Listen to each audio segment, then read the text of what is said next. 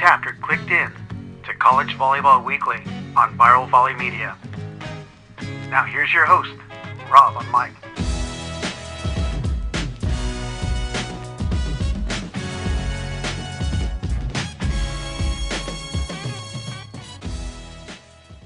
All right, good day, everyone, and welcome to College Volleyball Weekly Beach Top 20, episode 287. And truly an honor to finally have on the podcast Malia Gementera and Taylor Hagenah of Long Beach State. And it comes at a great time because they are now the reigning 2025 AVCA Fall Pairs Champions. So we'll just call it the way it is. You guys have been balling like crazy your entire careers, and we're going to talk about that. But I'm going to go straight to the hard-hitting questions. Like, how'd you guys get started playing volleyball? And we'll start with you, Malia.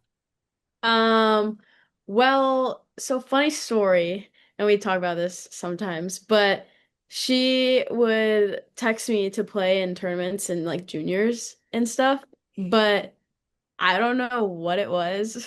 But she kind of scared me. So I was like, I would just ghost her and I like would be like, oh, I'm busy. And then I never played with her. And then we got put together during practice our freshman year, um, like one time, and then the rest is history. Wait, so how old were you when she first started texting you to play? Yes. How old were Oh, you when you started playing volleyball? no, sorry. Well, how'd you start, but how old were you when this happened? I was like junior year of high school, Yeah. Okay. senior year. All right. There's two sides to every story, so I got to hear Taylor's side. Yeah. Well, we were both because both of our partners are at UCLA now, so we both kind of like played with the opposite person. But Mike, we were both committed, and Mike was like, "Oh, you should reach out to Malia because you guys will be playing here together at the same year, so you should play in a couple tournaments." So I would like DM her. I did it like twice or three times. And like the first time she was like, "Oh yeah, like I'll check my schedule or whatever," and then just like ghosted me. It's like, oh, that's awkward. And then the next time I texted her again, and then she just like didn't respond. I was like, well, I tried. She just never got back to me. So yeah, that was pretty much. I can't believe you're being ghosted, Taylor, and I know. Malia just would have never thought. I know. I know. So yeah. Well, I remember the first time I met you, Taylor, is at Irvine Valley College, and you were with that. I guess she played at club with you, and that ended up going to UCLA. Oh yeah, Ensley Alden. Hensley Alden, yeah. And Yeah. at that duel were Oregon.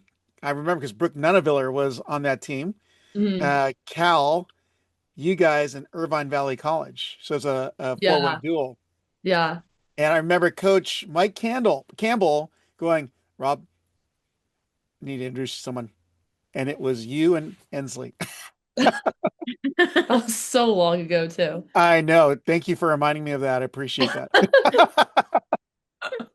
So that's funny. I just assume like the way stories work out, you guys played club together, you had this great relationship, and instead Taylor was stalking Malia and Yeah. she couldn't get away, is what we're getting here. Yeah. Yeah. Now, Yeah. It- Malia, you live in Eastlake and Taylor at the time you're in Oceanside. That's still quite a commute for both of you. mhm. So when you finally decided to play together, what event was it? And did it click right away for you both? And whoever wants to answer, just jump in. Well, we never played until we got to Long Beach, and then we even still like our freshman year, we were both paired with like um upperclassmen, and then it was kind of before we were going, our freshman year was like the first year that Huntsville Pairs Championship was happening, I'm pretty sure. Uh-huh. And we were supposed to go, I was gonna go with Skylar Gurman and she was gonna go with Megan Widener. And then we played last minute, he switched us for the Huntington Pairs tournament before that tournament take place and we ended up winning it. So then he kept us for Huntsville together and then we played together ever since then. We haven't been That's separated. crazy. So before the spring season, your freshman year, you guys are playing the fall pairs and just worked. Yeah. Mm. That is insane. Yeah. I know. And then this weekend was the first time we've been split up since then. Since then, Yeah. yeah. Did it hurt? Were you guys emotional, or was there like separation anxiety? Yeah, a little bit of A separation little bit, anxiety. yeah. Just a little bit. Well, that's I mean, that is pretty crazy. Both of you are freshmen, and I mean, I was looking at the breakdown of your records from year to year, and right out of the gate, you guys were winning like Mhm. crazy. I just like, everyone would assume they've been playing together again, like playing in club, or I don't know what it was, but you guys really dialed in. What do you think was that magic that made it work for you both? Well, I think we so freshman, we really got close after that Huntsville tournament our freshman year. And Hmm. that's where we started like being pretty close. We both were in the dorms together and hanging out all the time. And then I think too that because we started at the threes and then went to the twos gradually and then ended up at the ones. So we got kind of like some experience leading up to finishing at the ones. And I think the big turning point for us was the Center of Effort Challenge freshman year when we At played Cal like, Poly? yeah, we were Yeah. at the twos and we played USC, LMU, uh, TC, two other top Got it. teams too, and we ended up going 4-0 that weekend. So it was cool because we played a bunch of upperclassmen that we like looked up to, and did good that tournament. So I think that since then it was kind of like felt good about it. And like going into that Huntington tournament preseason too, before all that, when we first Hmm. got paired together, is like when we won that because we beat some good USC pairs towards the end of that too. So I think it all was kind of just building throughout the season. But yeah, and then going in to the Big West tournament, we played Hawaii and took them down in the semis before. So Yeah. yeah, that was Hmm. going into all that. Yeah. Malia, anything to add about that Um, experience that year? yeah, I also just feel like we were both like willing to try new things and like kind of change because we have like a different playing style. So I feel like we were always trying to try new things to make it different. And then I feel like it just worked and we Yeah. were just on the same page. Yeah. It is funny hearing you guys say we have two different playing styles, and obviously hindsight is 2020, and seeing the success that you've had early in the start. I mean, your freshman season, you guys went 34-5 together, Mm. and that was top. That's AVCA top flight worthy. I believe you were top flight because that is Mm. 75% of your matches. But if you started at threes, move up to the ones, things really dialed in pretty quickly that season. Because if any, well, listeners and viewers, the beach season is really only 8 to 9 weeks long.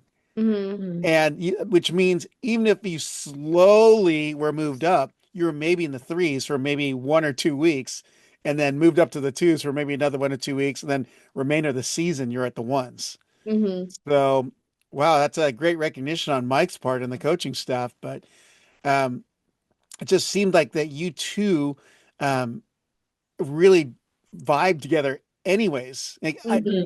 watching you play all these years, and I mean this in a good way, there's just not a whole lot of communication because you guys know each other's what you're going to do. Yeah. Now, Yeah. is that something you train, or is that just something that happened for you guys? Honestly, I just feel like it just the long as we kept playing with each other, it just was less and less like I don't know. We just think the same Yeah. and it's just I don't know how to explain it. I know. It's kind of weird. I think it's just because we've literally played together every single match of our college career together and like pretty much practice every practice together. And S- we're basically just attached at the hip Yeah, at this point. we live together. We're also just super close friends outside of beach volleyball too. So it's like we just think like we'll say the same things at the exact same time. Just everything like Yeah. we say that we share half a brain cell because but yeah, so You're when we're half a playing on brain the cell. court, yeah. Yeah, not one half.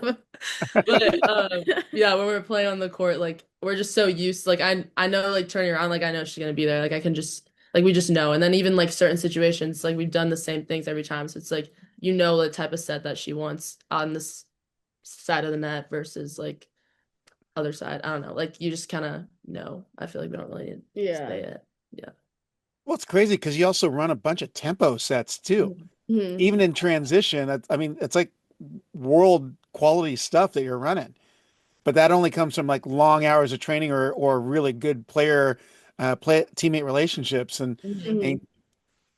we're definitely going to get to you guys playing in some of the pro events, but you know, let's just break down your years here, okay? Mhm. Uh, Freshman season, 34-5. Your sophomore season, kind of had a losing year. You Yeah. actually hit double Mhm. digit losses, 28-10. Yeah. Yeah. And then your junior season, 33-4. you Mhm. know, and this is all at the ones. And for people to really get an understanding of who you're playing the best of the best of each of the squads. And Mike doesn't chintz out on his schedule. You guys are playing the best Yeah. teams. Mhm. Yeah. And you guys are beating a lot of number one pairs, obviously. So, but what's giving you guys that confidence to really go out and um, dominate at the ones pairs? Well, I guess you could say we're like undersized. Um, so I feel like we've had the mentality of like we have nothing to lose. So just kind of going out there playing our game and like being authentic to ourselves and then just competing with them, I feel like. I feel like too also like after kind of what we've seen like we're able to accomplish, I think knowing that too and like coming in with like we know we've put in the work behind the scenes and like we know like how we can play. And so like going into these games is like we know that everyone we're playing against is like really good and super talented. So like coming in with that mindset, it's like we know we are too.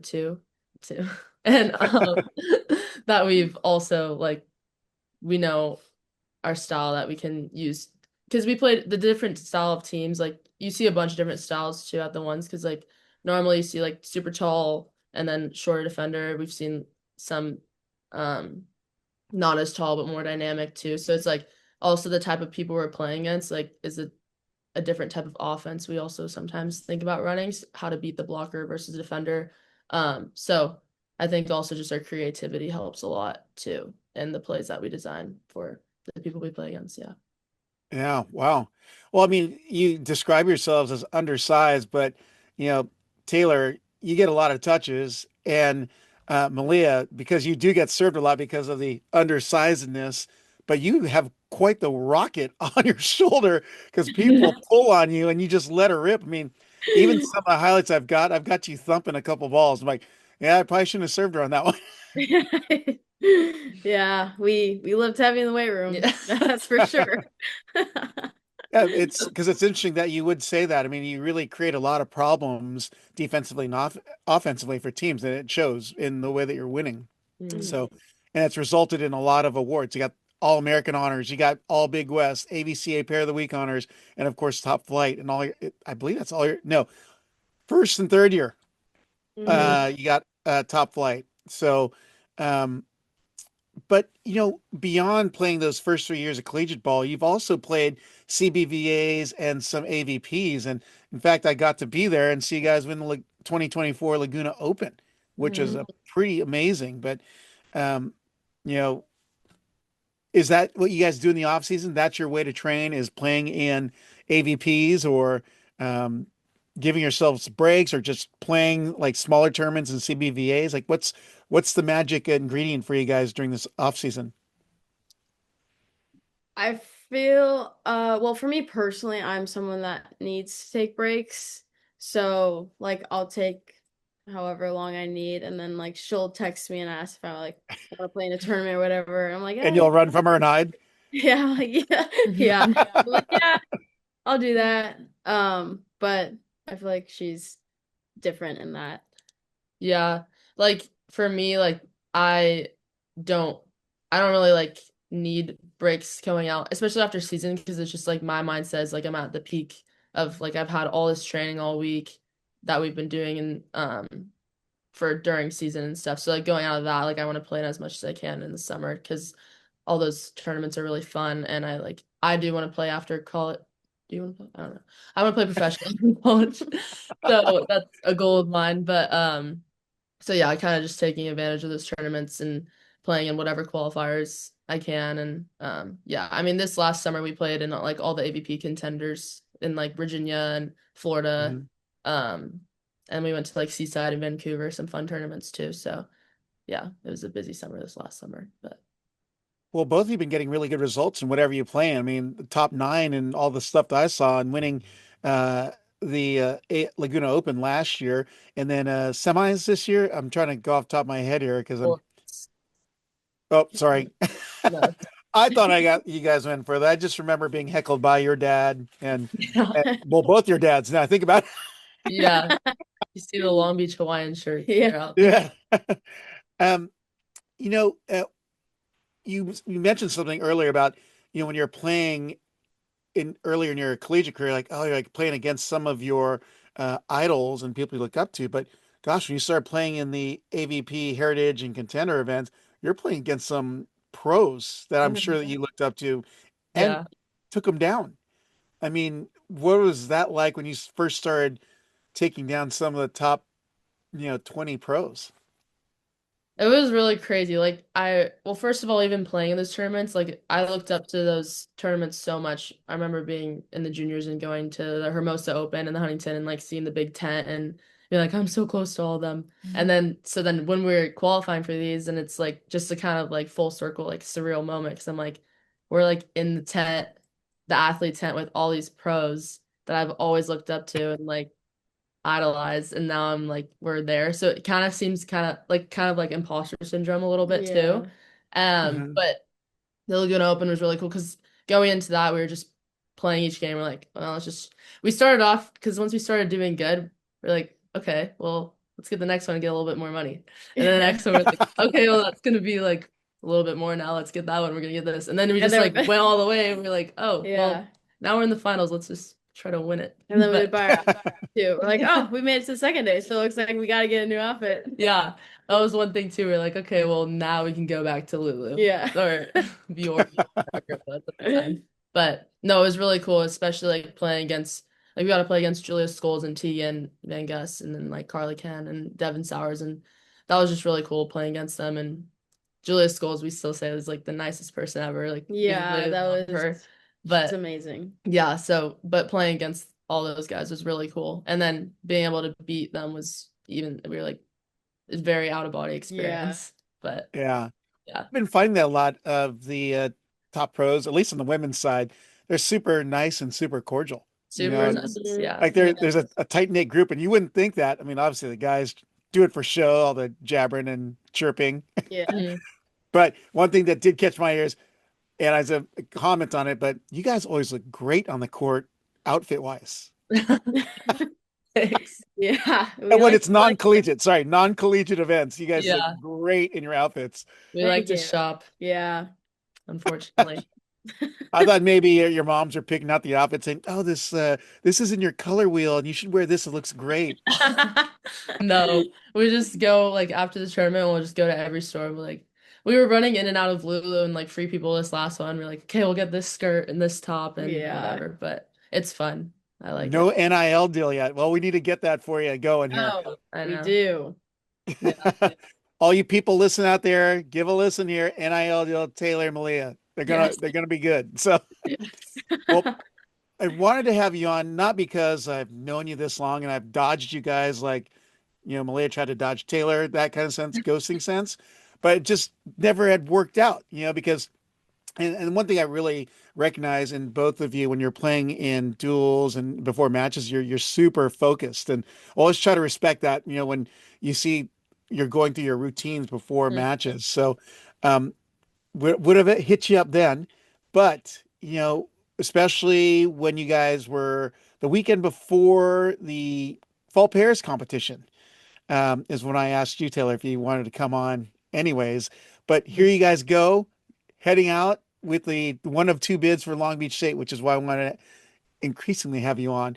You guys are the 2025 Pairs Champion, which is incredible. Wanted to talk about your journey out there because it was a lot of matches over 2 days. At least it Mhm. seemed to me. Because there's 32, 64 Yeah, teams. it was 64 teams.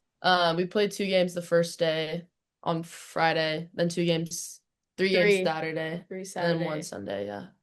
Which is crazy. I mean, the way you guys won, your opening round matches against UT, University of Tennessee, Martin, Mhm. and then Grand Canyon, LSU. You basically swept everyone on the way, all the way up until the semis. Mhm. I Yeah. mean, even a team that's been playing really hot, Kennedy Coakley and Ashley Pater, you Hmm. swept them.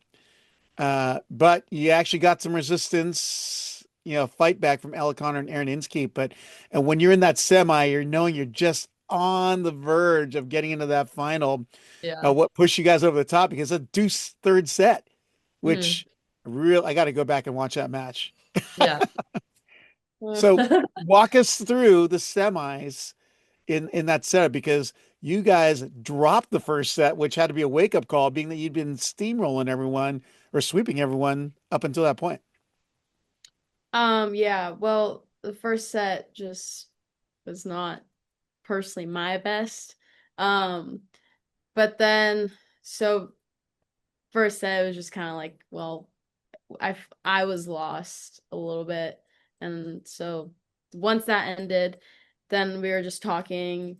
I was talking to like my coach and Taylor and whatever, and we just kind of had a good like combo to start that. And then right as we got on the court for the second set, Taylor came up to me and just kind of said like a little joke.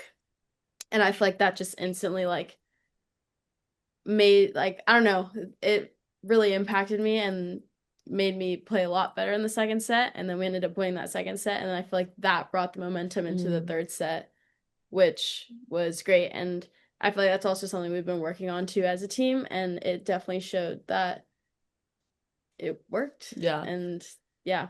Because I feel like too, like something that's what we have been working on, like either one of us too, like because if you saw that type of loss to the first set a year or two ago, we probably wouldn't have come back from that type of game. But Hmm. we're just working on like because this is also our last year too, and so like having fun with everything, like because years before we put so much pressure on ourselves with like the records and like the achievements that we've gotten. So it's like the next year it's like even more pressure to do even more, and like we do want to keep pushing ourselves for that too. But then it's like finding also a medium to like still have fun while we're playing because that is when we play the best is when we're like more relaxed and having fun and like that's when like our creativity flows and stuff. Otherwise we're just like timid and um kind of like hesitant. So Hmm. yeah, that semifinal we were really able to like turn it around and turn it on in the second set, and then third set was like both teams were pretty back and forth like Mhm. siding out consistently, and then just the end we were able to crack a couple. So yeah. Yeah, and Ella and Aaron have been playing well in Mhm. all the AVPs they've Yeah. been in, and well, even through the season too. So, Yeah. I mean that's a quality win for sure. My Mhm. my only follow-up question is to Malia is, was it a good or a bad joke? And was it funny like and you loosened up, or like it was so bad like bruh and it loosened you up? No, it was actually a good joke because at practice we like sometimes we talk in accents. Yeah. I don't know why I don't we even just know do. what accent is. I don't either. We just kind of Italian? I don't like know. yeah. And she just like came up to me and talked to me in that accent. It was just like we're gonna. I don't even know what she said actually. I really don't know just what I said I either. just remember the accent and I was like, you know what? And I realized like when we're at practice and we do play with that like joy and fun, like we still even compete at practice too. So I was like, okay, so we can have fun and play good volleyball. Hmm. So yeah. Yeah, I thought maybe she's trying to imitate a teenage accent, her Kiwi accent. Yeah. I actually always mimic her accent because I love it. And she's always like, really? Well, good, good. Well, that brings us to our final. And again, that is another solid final. And Hmm. although the scores don't reflect it, you guys won in sweeping fashion 21-16, 21-15. But people got to realize Cassie Dodd and Alexa Fernandez were playing phenomenal fall ball. Mhm. Um, I Yeah. mean, seeing what they were doing, because when I was working the Surf City Challenge, I saw a lot of their matches because their court was right in front of me, and usually Alexa was playing with Sally at Laguna Open this last year. I'm like, oh, that's funny they'd make that change, but Cassie, the Aussie from at UCLA, was playing really good ball, and the fact that you guys were able to dismantle them at Huntsville was pretty crazy. That just spoke to, I mean, your guys bouncing back from the semis. But I want to get your guys' take on how you came out of that match. Well, I think the biggest factor was the wind. It wasn't windy at all like the whole weekend, I feel like. And then that Sunday, the wind was pretty strong actually. And Was and it cold? Because it looked like it it was was cold. freezing. It was Yeah, cold. which was Okay. also weird because Friday and Saturday, like after we were warming up, we were like drenched in sweat. Yeah. But yeah, Sunday was really, really cold. But it was really windy and um I feel like we practice in the wind a lot because we have some practices in the afternoon, some in the morning, so we kind of get all of it. And I feel like we like when it's windy because I feel like we can use a lot of our like tempo sets and whatnot, and like I feel like we know how to play in the wind. Yeah, Pretty good wind ball good. team. Yeah. Yeah. So I feel like using that to our advantage too. Like we have some good serving like techniques for the win, and yeah, just like wind ball, and we do fast tempo anyway, so keeping everything low, and I feel like it worked to our advantage pretty well. Yeah. Wow.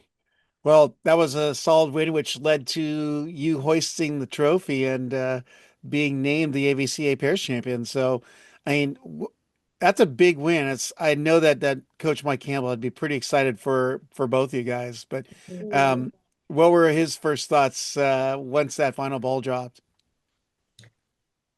Probably how he has to If make it was clean. Yeah.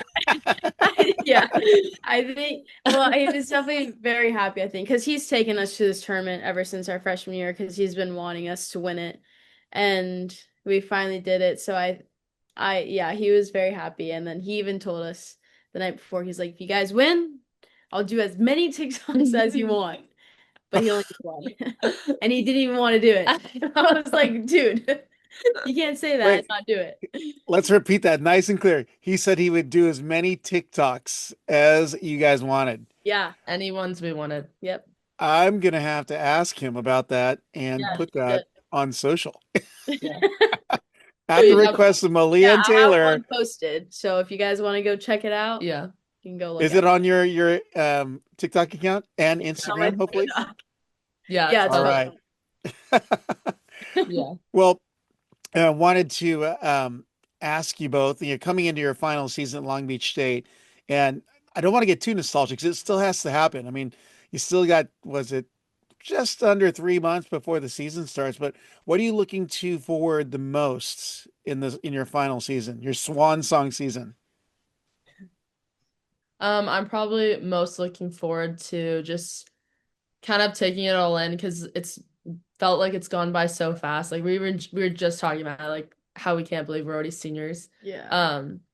And how we still feel like freshmen, but we just kind of taking it all in and like the team aspect and like playing with her and playing like for Mike and Sinjin and the program and kind of like my whole thing coming into Long Beach when I committed to is like I wanted to like make history at a program that hasn't had all of it yet. And we did that freshman year winning Big West. And so kind of just throughout this last year while we're still here making as much history as we can and keep adding on, like we want to keep pushing records. And I think we broke the most program wins. Yeah, most career wins. Yeah. But then and that was like even you more. didn't even finish your junior season. You guys already broke the record. Yeah. Yeah. So we have goals like that too. And then alongside with our team, like pushing our teammates and winning Big West obviously and making a run in the NCAA tournament. So just kind of taking that all in and yeah. Yeah. How about you, Malia? I don't even know what to feel. I have so many feelings, but it's like I'm just excited and I just really want to have fun and like with everything that we're doing, enjoying it as much as like we do mine ones every day. I don't know if you know what that is, but it's like we just do this whole thing. I don't know, but then I'm gonna look back and be like, oh, I wish I was doing that right now, even though I don't want to do it. But like just yeah, trying to enjoy everything and I don't know, so many feelings. I know, it's I guess so like hard. that and I don't know, but We don't want to leave. You yeah. can't tell. And just like leaving without like regretting anything that I didn't do. Yeah. No graduate year in store for you both? No. I Definitely. am done with school. Yeah. Once this is over. No more school. Yeah. Well, that's exciting stuff though. And I mean, one of the things I've realized that you've seen the growth and progression of beach volleyball just in the short time that you've been at Long Beach State. But the competition has gotten intense, and the fact that you've been able to stay at the top or near the top has been a pretty amazing feat. I kind of dorked out here because I've seen a bunch of winning programs, winning teams, winning athletes. Like I remember when Chris and us first hit with Taryn Cloth at the time, and then COVID hit. They were unstoppable. And then, of course, that final year they got to play, they were undefeated. So that was amazing. So they have a great winning percentage. But your guys' career over 3 seasons, first, Michael Jordan's winning percentage, his entire career, 65.9% of the games he played in, he won. For Kobe Bryant, 62.1%. You guys, 80.5% win percentage. That's a 98-19 career record going into your senior season. So what you guys doing is stinking amazing. And if people haven't seen you play, they got to watch you guys play because you'd mentioned you like to play with joy. And that's when I noticed that you guys start dominating when you guys are having fun out there. So it's totally an honor to be able to witness your career from where I've been able to watch from. But even just watching you guys on the NCAA streams and for Gulf Shores and whatever competitions you can be seeing online with AVPs, it's truly an honor. And what you guys do is super special. And I think that a lot of people can enjoy watching what you guys are doing. And Long Beach State will be a great program, and you guys will be you'll be the icons of Long Beach State beach volleyball. So. Thank you. Thank you. That's Taylor Hagenah of Oceanside, California, and Malia Gementera of East Lake. East Lake. I was going Eastvale. No, that's from another show. But I appreciate having you guys on, and it's again total honor to have you guys after 4 or 5 years, 6 in some cases for when you were a recruit, Taylor. So, well, thanks for having us. Yeah. Thanks for listening to College Volleyball Weekly. Be sure to follow Rob Aspero at the Rob on the Mic on Instagram and at Rob on the Mic on Twitter.